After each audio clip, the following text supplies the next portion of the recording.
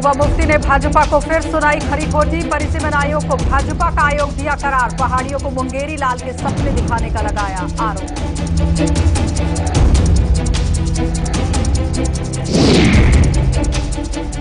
भाजपा के खिलाफ गुज्जर बकरवाल समुदाय का गुस्सा चरम पर। पहचान को खत्म करने की मुहिम चलाने का लगाया आरोप। बड़ा आंदोलन शुरू करने की दी चेतावनी।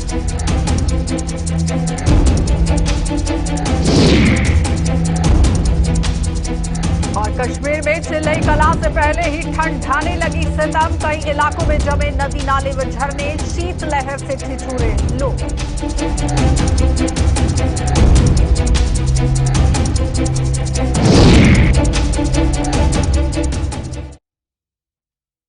नमस्कार, बुलेटिन में आपका स्वागत है। मैं हूं आपके साथ आशा सरमाल। चलिए शुरुआत करते हैं बुलेटिन की। पीडीपी अध्यक्षा महबूबा मुफ्ती ने परिसीमन आयोग को भारतीय जनता पार्टी का आयोग करार दे दिया है। आज राजौरी में पत्रकारों द्वारा पूछे गए एक सवाल के जवाब में महबूबा मुफ्ती ने आरोप लगाया है कि भाजपा अपने फायदे के लिए परिसीमन आयोग को इस्तेमाल कर जम्मू कश्मीर के अल्पसंख्यक और बहुसंख्यक समुदाय को लड़ाने की फिराक में है। महबूबा ने जम्मू कश्मीर प्रशासन के नए जमीन कानून पर भी सवाल उठाते हुए इसका मकसद यहां की जमीनों की बाहरी राज्यों के लोगों को सौंपने का आरोप लगा दिया। महबूबा ने पहाड़ियों को एसटी का दर्जा देने के भाजपा के दावे को मात्र यहां जुमला करार दिया।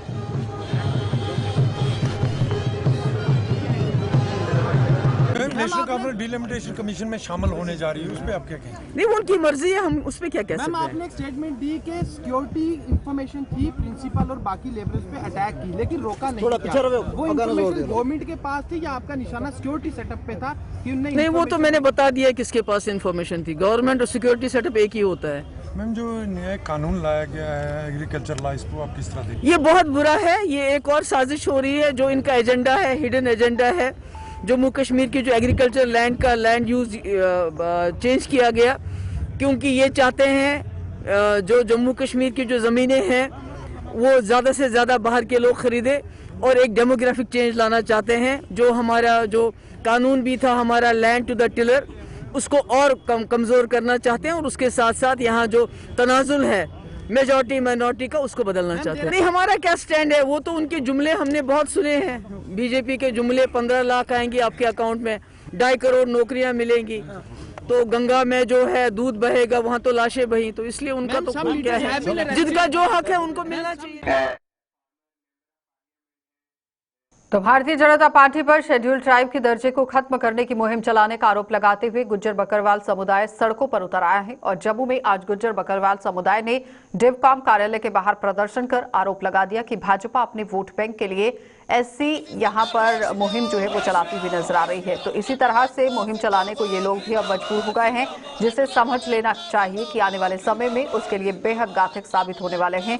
और गुज्जर बकरवाल समुदाय जम्मू कश्मीर की यहाँ पूरी तरह से कमान जो है वो कैसे संभाल रहे हैं, ये देखना बहुत जरूरी है। और जम्मू कश्मीर का तीसरा बड़ा ये समुदाय है, लिहाजा भाजपा को यहाँ ऐसी कोशिशों से बाज आना चाहिए। और समुदाय ने चेतावनी भी दी है कि आज के प्रदर्शन के जरिए मात्र एक ट्रेलर दिखाया गया है और भाजपा अगर अपने इरादों से बाज नहीं आई तो आने वाले दिनों में गुज्जर बकरवाल समुदाय एक ऐसा आंदोलन शुरू करने को मजबूर हो जाएगा जिसे संभालना प्रशासन के बस की बात नहीं होगी। Ravindra Raina Khan district to district घूम रहे हैं। उनका ये कहना है कि एसटी स्टेटस को हम डिल्यूट करने वाले हैं। सबसे पहले तो मैं उन लोगों को बता दूं, एसटी के अंदर सिर्फ गुज्जर नहीं आते हैं, एसटी के अंदर राजौरी पुंछ नहीं आती है। एसटी के अंदर टोटल 4 ट्राइब आती हैं, जिसमें गद्दी भी आते हैं, जिसमें सिप्पी भी आते हैं, जिसमें गुज्जर भी आते हैं और जिसमें बकरवाल भी आते हैं। मैं उन तमाम लोगों को जो उन लोगों के थ्रू एक डिस्कोर्स फैला रहे हैं, उनको ये बता देना चाहता हूँ कि 14 लाख पॉपुलेशन है सिर्फ गुज्जर कम्युनिटी की, और ये 3rd लार्जेस्ट कम्युनिटी है जम्मू कश्मीर की। अगर आप वोट बैंक के लिए कुछ करना चाह रहे हैं और वोट बैंक के लिए सब कुछ करने चाह रहे हैं, तो आप ये याद रखें कि नॉर्थन इंडिया की सारी स्टेट के अंदर गुज्जर कम्युनिटी हर जगह बसती है। मैं और मेरे तमाम साथियों का ये कहना है कि ऐसा हमारी एसटी के साथ डिल्यूट करने की कोशिश भी मत की जाए, वरना आज हमारी एक तरफ से एक छोटा सा क्ल्यू था। आने वाले स्टेट के अंदर हम एजिटेशन करेंगे और हम आगाह करना चाहते हैं एलजी सरकार को भी कि ये जो बीजेपी के कुछ लोग जाके फेक प्रोमिसेस कर रहे हैं पब्लिक के साथ, इनको रोका जाए, वरना ये हमारी तरफ से भी आपके खिलाफ एक मुहिम स्टार्ट कर दी जाएगी। कश्मीर घाटी का सबसे सर्द मौसम यानी चिल्लई कलां शुरू होने से 3 दिन पहले ही ये वादी भीषण ठंड की चपेट में है और कश्मीर के गुलमर्ग में जहां तापमान -9 डिग्री सेल्सियस तक पहुंच चुका है, वहीं बात करें अगर इसके साथ कई इलाकों की तो वहां पर भी नदी नाले और झरने पाइपलाइन भी जम चुकी है। आपके टीवी स्क्रीन पर भी आपको दिखाना चाहेंगे, तस्वीरें चला दीजिए क्योंकि ये दिलकश नजारा दिखाना बहुत जरूरी है। और ये ड्रंद इलाका है जहां पर आप देखिए लोग किस तरह से बैठे हुए हैं। आप अपनी टीवी स्क्रीन पर देख रहे हैं कि ठंड से किस तरह से बचने के लिए यहाँ काम किया जा रहा है, अलाव का सहारा लिया जा रहा है क्योंकि ठंड काफी ज्यादा सितम ढा रही है।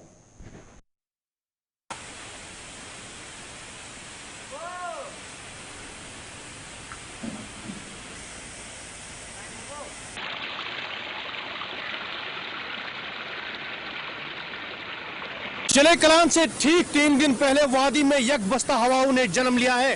अगर हम शायद मुकाम गुलमर्ग की बात करें, यहाँ पर आज दौरान शब जो है -9 डिग्री जो है रिकॉर्ड किया गया। वही शायद मुकाम गुलमर्ग के साथ साथ मैदानी इलाकों की अगर बात करें, इस वक्त हम मौजूद हैं शायद मुकाम द्रंग में और आप देख सकते हैं कि नदी नालों के साथ साथ यहाँ पाइपलाइन भी पूरी तरह से जम चुकी है। जहां मैदानी इलाकों में शाम देर गई, लोगों को गर्म मलबूसात और कांगड़ी जैसी चीजों का इस्तेमाल करना पड़ता है, वही इस तरह के दिलकश नजारे देखकर सयाह के चेहरे भी खिल उठे हैं। तो आरएसपुरा के वार्ड नंबर 8 में पूर्व मंत्री व भाजपा के प्रदेश उपाध्यक्ष श्यामलाल चौधरी ने आज कुछ विकास कार्यों का उद्घाटन किया। आरएसपुरा म्युनिसिपल कमेटी द्वारा करवाए गए इन विकास कार्यों पर 11 लाख रुपए खर्च किए गए हैं। म्युनिसिपल कमेटी के चेयरमैन सतपाल पप्पी सहित अन्य गणमान्य लोग भी इस मौके पर वहां मौजूद रहे।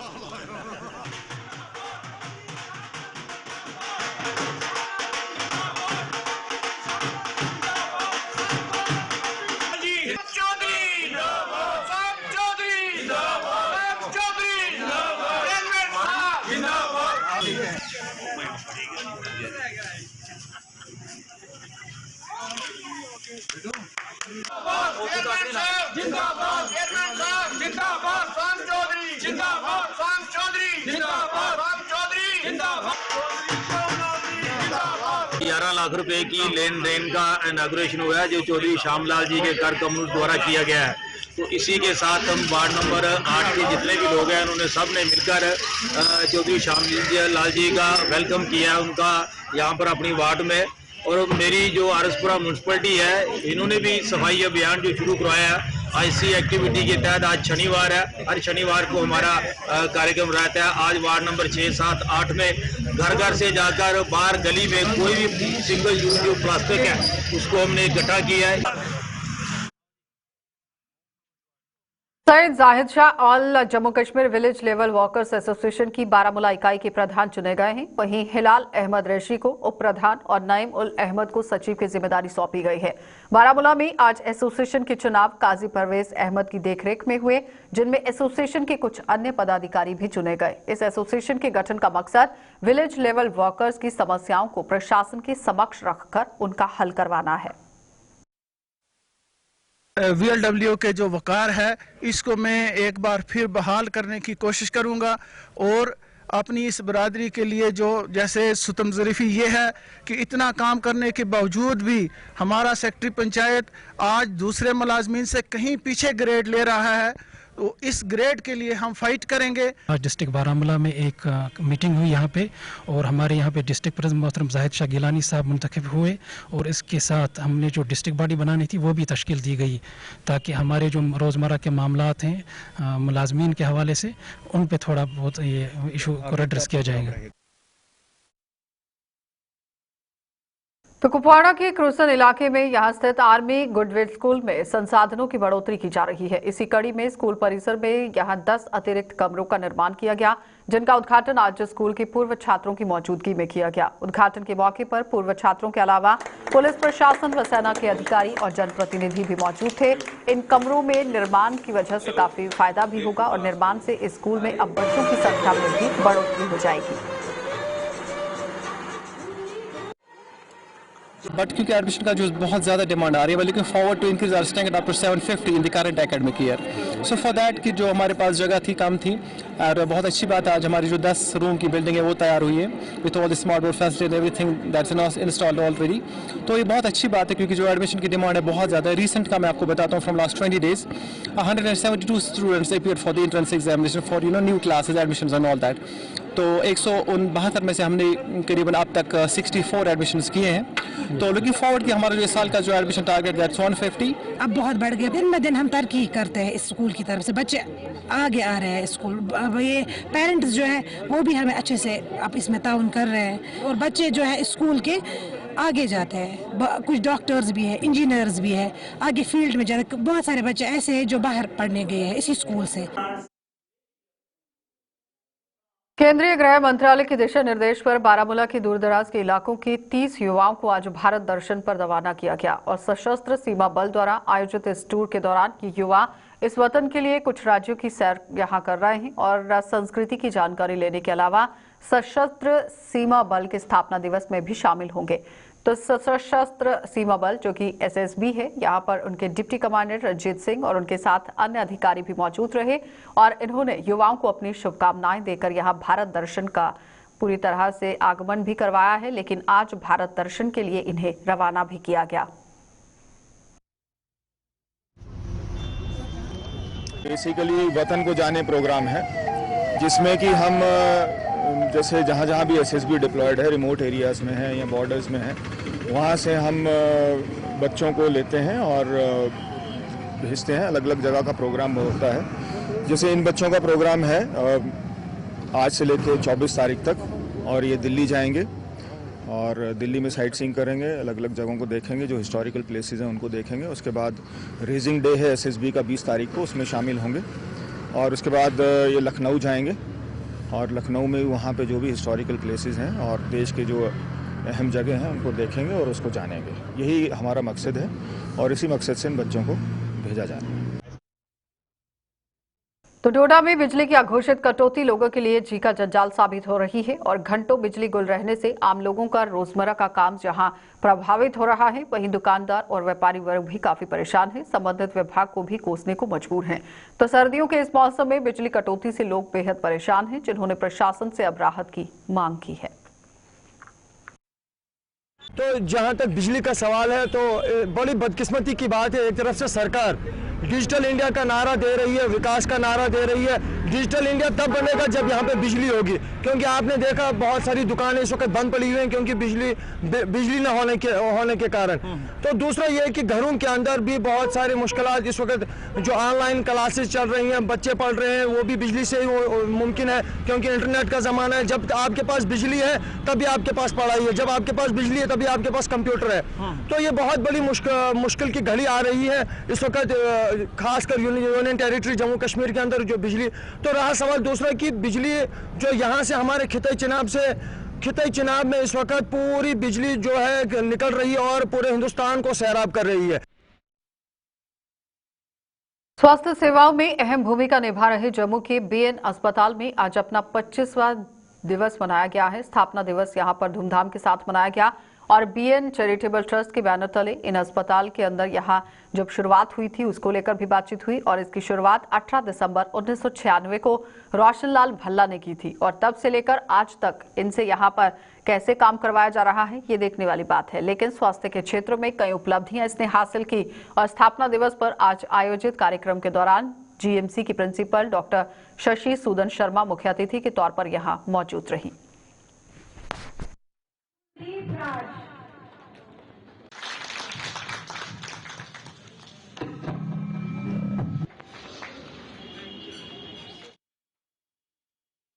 उपराज्यपाल ने मानव जीवन में पेड़ पौधों के महत्व का संदेश दिया है और जम्मू नगर निगम द्वारा शुरू की गई पार्क गोद लेने के लिए लोगों को जागरूक करने की मुहिम के तहत आज जम्मू में आयोजित एक कार्यक्रम में भाग लेने पहुंचे हुए उपराज्यपाल ने अपने संबोधन में बताया कि प्राकृतिक संसाधनों को विनाश से बचाने के लिए एक ही यहाँ खुशहाल समाज का निर्माण हो सकता है।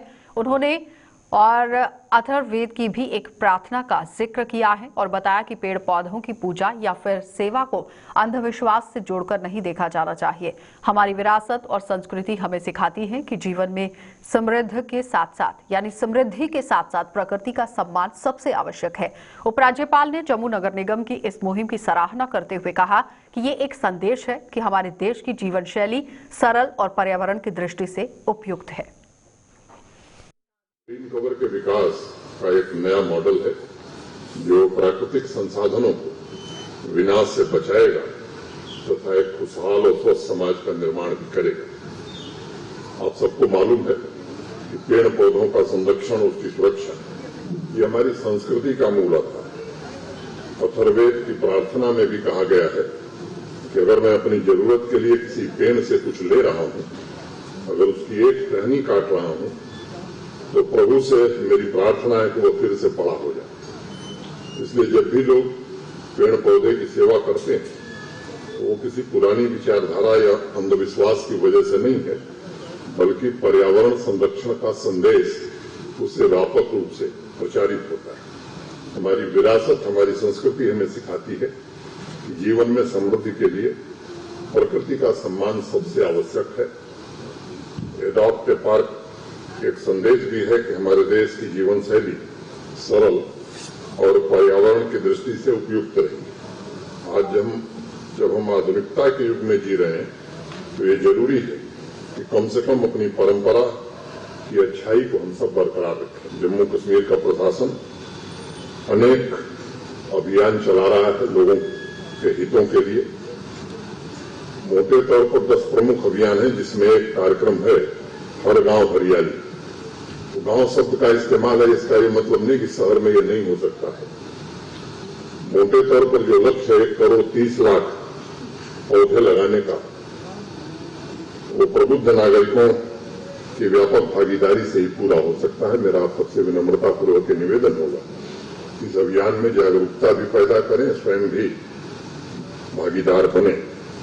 आप लोगों ने ध्यान दिया होगा कि पिछले कुछ सालों में विश्व ने जितनी तरक्की की है, प्रकृति की धन संपदा उतनी ही कम होती गई। ये सोचने का और विचार करने का विषय है। तो जम्मू में आज से मार्शल आर्ट्स की राष्ट्रीय स्तर की चैंपियनशिप की शुरुआत हो गई है। 4 दिनों की इस चैंपियनशिप का उद्घाटन उपराज्यपाल के सलाहकार फारूक खान ने किया है, जिसमें देश के 24 राज्यों और केंद्र शासित प्रदेशों के 900 से ज्यादा खिलाड़ी भाग ले रहे हैं। चैंपियनशिप का आयोजन जम्मू कश्मीर स्पोर्ट्स काउंसिल के सहयोग से किया जा रहा है।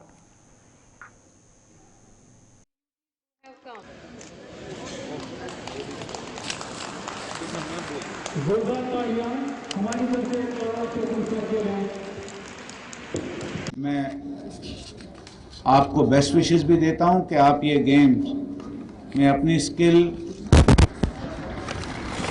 बताते वक्त सेफ रहें और बेहतरीन खेल भी दिखाएं। आज के दिन यहाँ पे 24 यूटी और स्टेट्स पार्टिसिपेट कर रही हैं।